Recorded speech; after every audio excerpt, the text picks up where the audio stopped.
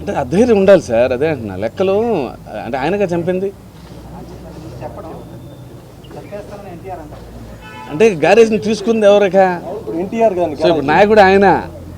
అంటే ఆయన కూడా ఒక క్షణం అలసిపోయాడు. ఇట్స్ నాట్ అంత యాక్టివ్గా లేరు. సో ఏం చేద్దామని ఒపీనియన్ అడగాలి. అంటే కొడుకు కాబట్టి ఆయనకి ఒక క్షణం ఆలోచిస్తాడు. మనిషే, అంత మంచి మనిషి అయినా కానీ ఫస్ట్ మనిషేగా. అంటే ధైర్యంగా వాళ్ళని ఫేస్ చేసి ఆయన మనసులో ఉంది అదేం తెలుసు ఎన్టీఆర్కి. సో ధైర్యంగా బయటకు చెప్పేశాడు ఆ మాటలు, అంతే. అక్కడ అందరూ మెకానికల్ మనసులో కూడా అదే ఉంటుంది. మన కొడుకే కదా అని ఒక క్షణం చిన్న డౌట్ ఉంటుంది, అంతే. బట్ ధైర్యంగా వాళ్ళ అభిప్రాయాన్ని బయటకు చెప్పగలిగాడు. మీ మనసులో కూడా ఇదే ఉంది నాకు తెలుసు అనే ఫీలింగ్. అది చాలా ఫాస్ట్గా ఉంది సార్. అంటే ఎక్కడ అంటే అంత ఇంటెన్స్గా ఉన్న ఫిల్ము దాన్ని స్లో అంటే ఎట్లా నాకు అర్థం కాలేదు. స్లో అనేది ఎక్కడో అంటే సార్ ఇప్పుడు 100% మనం సాటిస్ఫై చేయలేము. అది సినిమా నేను నమ్ముతాను. నేను సినిమాలో కూర్చున్న మంది maybe because of the expectations. So if 90% of the people are satisfied, they are content, they are happy, I don't call it as a blockbuster, I call it as a classic. 100ని satisfy చేయలేం. నిన్న ఒక review చదివాను ఎవరిదో. So definite అంటే వాళ్ళ job అది, నేను వాళ్ళని బ్లేమ్ చేయను.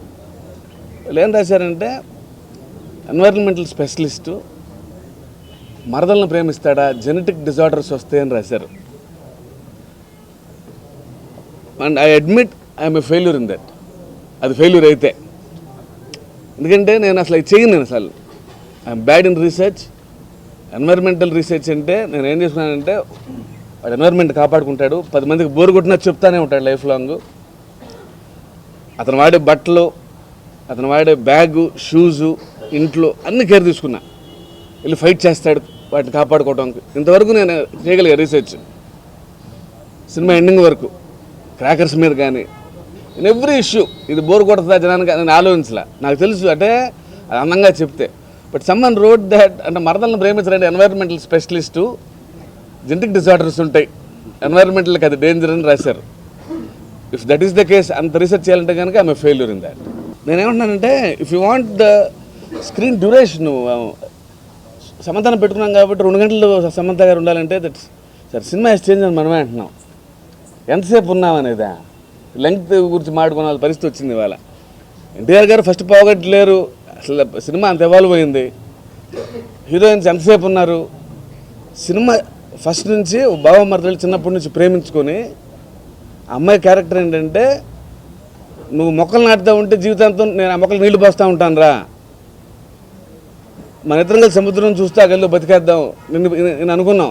నువ్వేం చేసినా నాకు పిచ్చే, బట్ నువ్వు జనతా గ్యారేజ్ గొప్పదంటున్నావు, నేను దాన్ని కూడా వదిలేస్తాను నీకోసం, నువ్వు నన్ను వదిలేయాలంటున్నావు, నాకు అది కూడా పిచ్చే.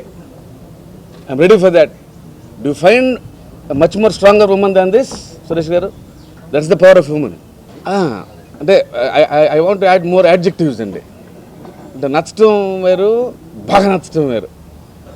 దేవర్ స్పెల్ బౌండ్. అంటే వాళ్ళు ఈచ్ కాల్ దేవర్ టాకింగ్ అండి. 1/2 గంట 20 నిమిషాలు సీన్ బై సీన్ విశ్లేషించి ఒక మంచి హెవీగా వెళ్ళాము ఇంటికి.